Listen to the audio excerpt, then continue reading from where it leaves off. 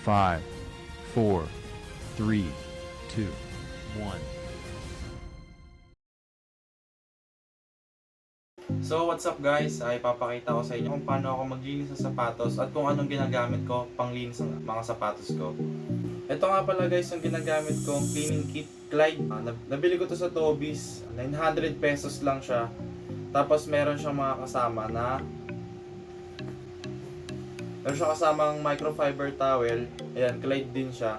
Tapos dalawang brush, isang horseshoe brush. Hindi ko kasi alam tawag, basta matigas na brush pang sole siya. Kasi ito yung pinaka-solution niya. Ayan, Clyde. 900 pesos lang siya sa Tobis. Release tayo ngayon ng sapatos. Ito pala guys, yung mga madalas na ginagamit ko pang alis. Pang mall ko lang to. Medyo hindi siya na ganun kadumihan. Pero yung sole niya, ayan, medyo madumi na yung sole niya. So ito naman, ito pinang-motor ko. Medyo madumi na rin siya. Pinamamasok ko sa OJT. Ay lilinisin natin siya gamit yung Clyde natin. Tuturo ko sa inyo paano natin siya gagamitin. Guys, kukuha lang kayo ng container, tapos lalagyan nyo ng tubig. Onting tubig lang, ganyan karami lang. So lalagyan nyo yung solution, nalagyan nyo muna. Yung Clyde solution natin.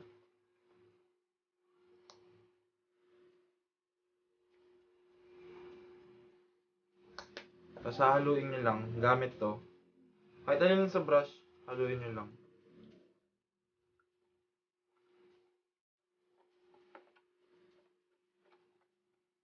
Ayan.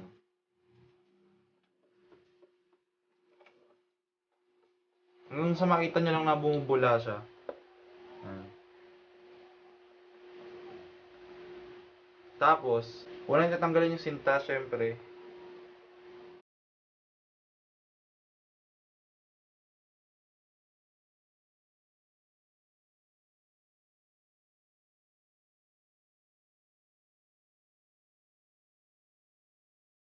So makikita nyo guys, sobrang dumi na niya. Ayan o. Madumi na siya, lalo na yung part na dito. Ang gagawin nyo lang, ibababa nyo lang siya dito. Diyan. Para matanggal nyo, mapalambot niya yung mga dumi. Tapos ito rin isa.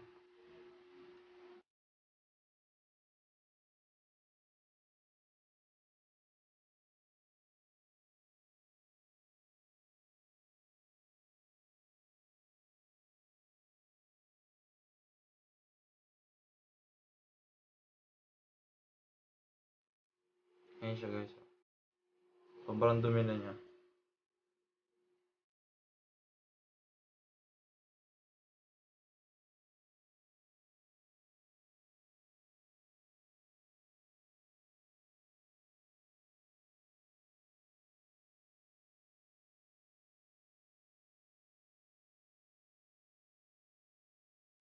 So yun guys, mag-i-start na tayo maglinis.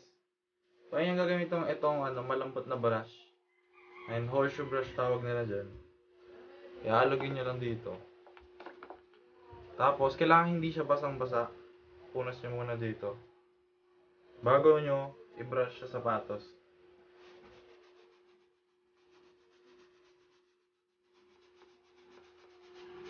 Yung nagbabubbles dun sa sapatos nyo, yun yung maganda.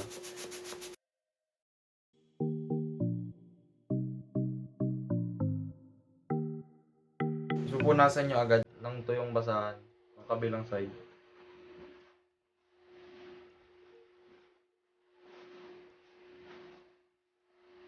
Ito na agad yung ilalabasan niya.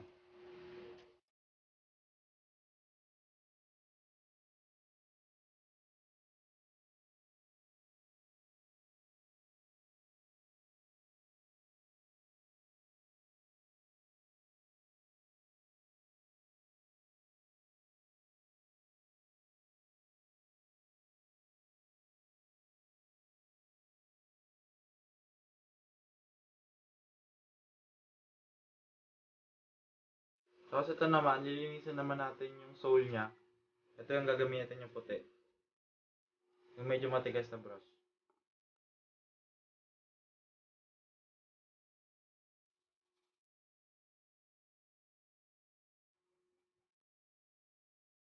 Puti niya agad. Puti agad siya.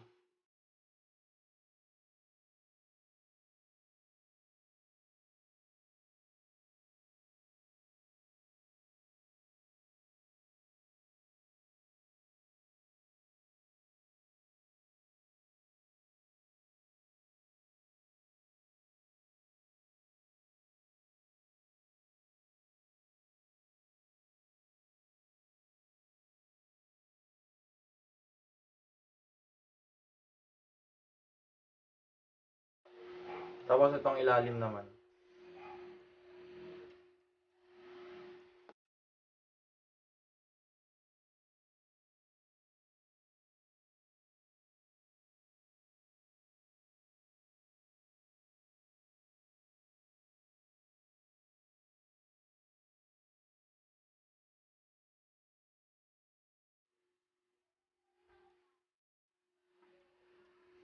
Guys, ang dumi.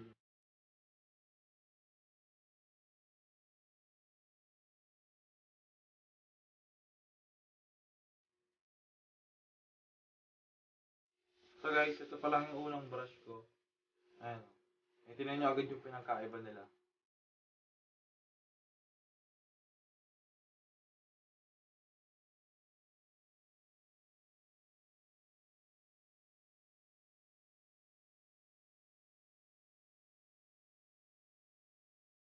Ito naman isa, sisimulan naman natin. Ulit gagamitin.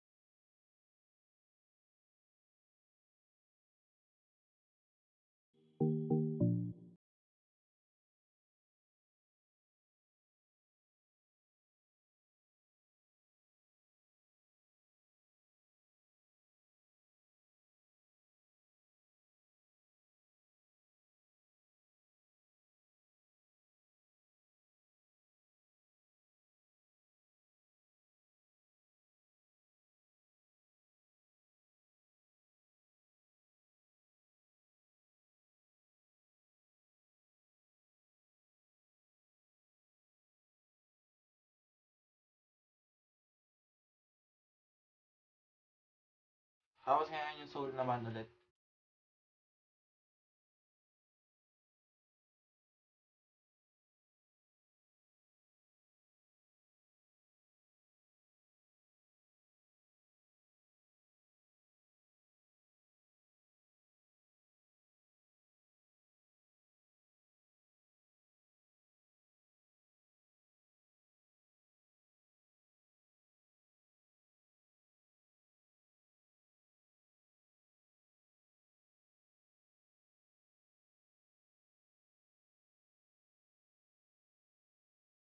Next naman natin lilinisin is yung sintas niya.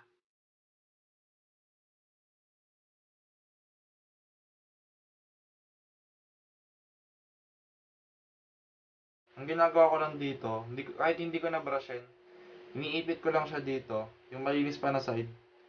Dito, yan. Tapos, hihilahin niya lang ng ganun. Hilahin niya lang yung sintas. Ayan guys, tingnan nyo. Kumpara kanina. Hindi pa natin brinas yan, binabad lang natin. Ayan o. Hindi pa natin brinas.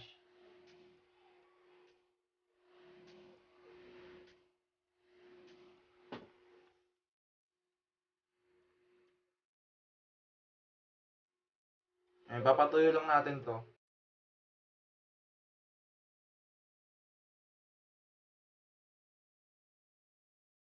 Ganun din siya kaputi. Tulad ng isa. Binabad lang natin. Okay guys, ito naman yung next natin na lilinisin. Black lang naman to. Pero medyo ayun o. May mga lupa-lupa na siya. Lilinisin lang natin. Mga pala guys, hindi ko na tatanggalin yung sintas nito. Kasi nilagyan ko siya ng ganito. Yung aglet. Gold aglet. Wala akong screw na maliit ngayon. Kaya hindi ko na muna tatanggalin yung ano. Luluwagan ko na lang yung sintas niya. Isasama ko na lang din sa pagbrush.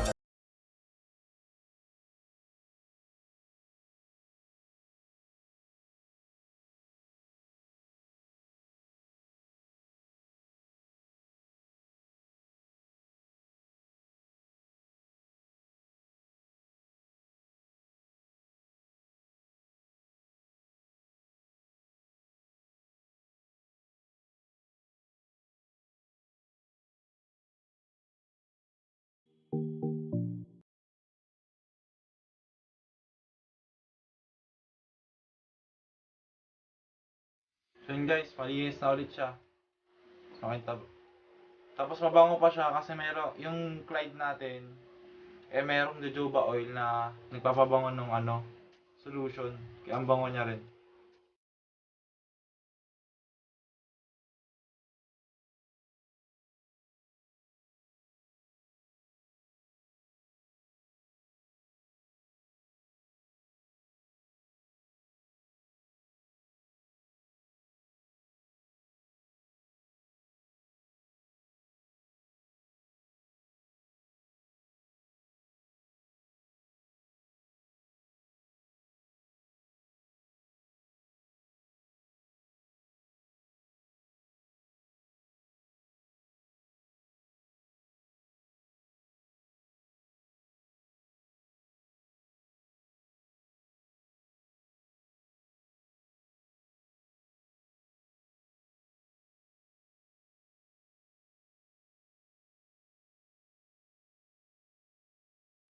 Hindi ko na masyado nilinisan kasi itim naman siya. Madali lang talaga siya linisan. Ito naman next natin. Madali lang din linisan.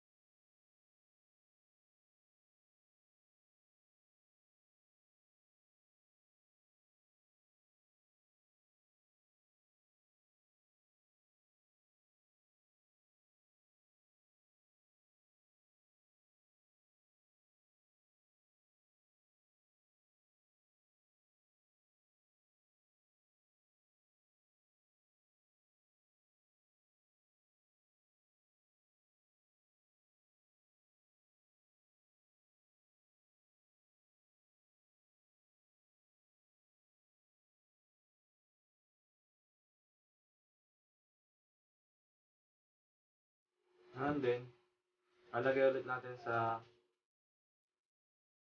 ibababad ulit natin.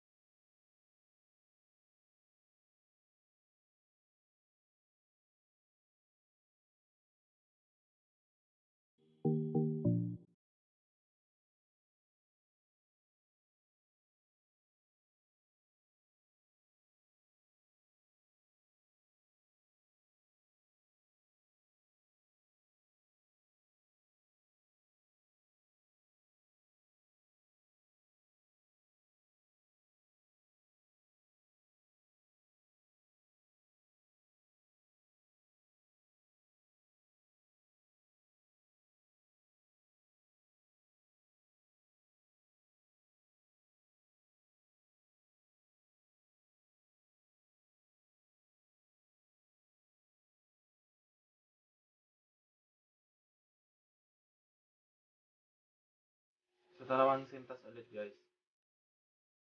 Ipagayin lang natin.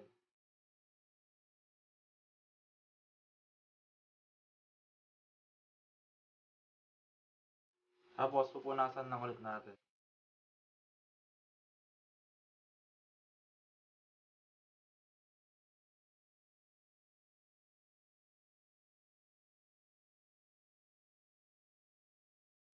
So yun guys, natapos na natin linisin yung tatlong sapatos. Para lang nga pala guys, community quarantine tayo ngayon. At syempre kailangan natin magstay sa bahay. Kung hindi naman talaga kailangan lumabas, magstay na lang tayo sa bahay para maging safe tayo at maging safe din yung ibang tao.